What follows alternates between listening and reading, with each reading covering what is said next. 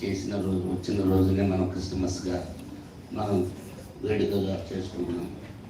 ఇక్కడ గమనించాల్సింది ఏంటంటే ప్రపంచంలో క్రిస్మస్ చేసుకోవడానికి ఒక కులం అక్కర్లేదు, ఒక మతం అక్కర్లేదు, ఒక ప్రాంతం అక్కర్లేదు, ఒక సోషల్ స్టేటస్ అక్కర్లేదు.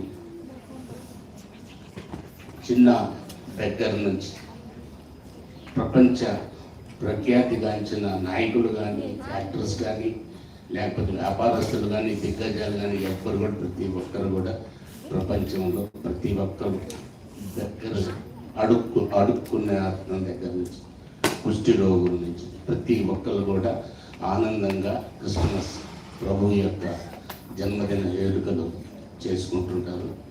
మరి దీనిలో ప్రతి ఒక్కరు కూడా సపోజ్ చిన్న ఉద్యోగం ఉంటే కూడా తనకంటే చిన్నవారికి తనకున్న దాంట్లో ఒక ముద్ద తీసి పెట్టడం, తనకు ఉన్న దాంట్లో ఒక చాక్లెట్ ఇవ్వటం అనేది ఆనవాయితీ.